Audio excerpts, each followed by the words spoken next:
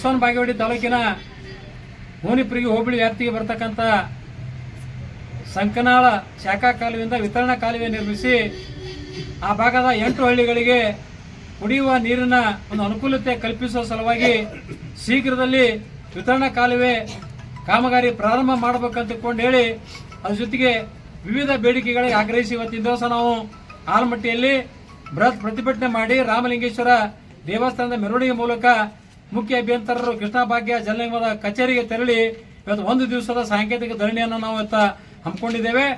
ಕೂಡಲೇ ಏನು ಸಂಕನಾಳ ಶಾಖಾ ಕಾಲುವೆಯಿಂದ ವಿತರಣಾ ಕಾಲುವೆ ನಿರ್ಮಾಣ ಮಾಡುವ ಮೂಲಕ 8 ಹಳ್ಳಿಗಳಿಗೆ ನೀರಿನ ಒಂದು ಸಂಕಷ್ಟ ತೀವ್ರ ಅದ.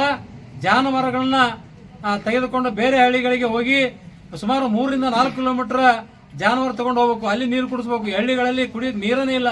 ಇಂಥ ಪರಿಸ್ಥಿತಿಯೊಳಗೆ ಹಲವಾರು ಬಾರಿ ಹೋರಾಟ ಮಾಡಿ ಸಂಬಂಧಪಟ್ಟ ಇಲಾಖೆ ಅಧಿಕಾರಿಗಳಿಗೆ ಮನವಿ ಸಲ್ಲಿಸಿದ್ರು ಕೂಡ ಇಲ್ಲಿವರೆಗೂ ಕಾಮಗಾರಿ ಪ್ರಾರಂಭ ಮಾಡಿಲ್ಲ. ಕೂಡಲೇ ಕಾಮಗಾರಿ ಪ್ರಾರಂಭ ಮಾಡಬೇಕು. ಅದ್ರ ಜೊತೆಗೆ ಏನು ತೆಲಂಗಾಣಕ್ಕೆ 10 TMC ನೀರು ಕೊಟ್ಟಿದ್ದೀರಿ, ಅದರ ಬಗ್ಗೆ ಲಿಖಿತ ಮಾಹಿತಿ ಕೊಡಬೇಕು. ಜನವರಿ 1 ರಿಂದ ಇಲ್ಲಿವರೆಗೆ ಅಂದ್ರೆ 2.5 ತಿಂಗಳ ಇಷ್ಟುವರೆಗೆ ಎಷ್ಟು ನೀರು ಬಿಟ್ರಿ?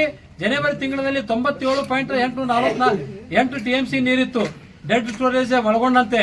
ಡೆಡ್ ಸ್ಟೋರೇಜ್ ಬಿಟ್ಟು 80.224 TMC. ಅಲ್ಲಿಂದ ಇಲ್ಲಿವರೆಗೂ ಕೂಡ ತೆಲಂಗಾಣಕ್ಕೆ ಎಷ್ಟು ನೀರು ಕೊಟ್ಟಿದ್ದೀರಿ ಮತ್ತು ವಿಜಯಪುರ ಮತ್ತು ಬಾಗಲಕೋಟೆ ಅವಳಿ ಜಿಲ್ಲೆಯ ರೈತರಿಗೆ ಕೃಷಿಗಾಗಿ ಎಷ್ಟು TMC ನೀರು ಕೊಟ್ರಿ, ಎಷ್ಟು ಕೆರೆಗಳಿಗೆ ಎಷ್ಟು ಪ್ರಮಾಣದಲ್ಲಿ ಎಷ್ಟು ಕ್ಯೂಸೆಕ್ಸ್ ನೀರು ಕೊಟ್ಟರು ಅಥವಾ ಎಷ್ಟು TMC ನೀರನ್ನ ಹರಿಬಿಟ್ಟಿರತಕ್ಕಂಥದ್ದು ಸಂಪೂರ್ಣ ಲಿಖಿತ ಮಾಹಿತಿಯನ್ನ ಕೊಡಬೇಕಂತಕ್ಕಂಥ ಒಟ್ಟು 3 ಬೇಡಿಕೆಗಳನ್ನ ಆಗ್ರಹಿಸಿ ಇವತ್ತು ದಿವಸ ನಾವು 1 ದಿವಸದ ಸಾಂಕೇತಿಕ ಧರಣಿಯನ್ನು ಹಮ್ಮಿಕೊಂಡಿದ್ದೇವೆ.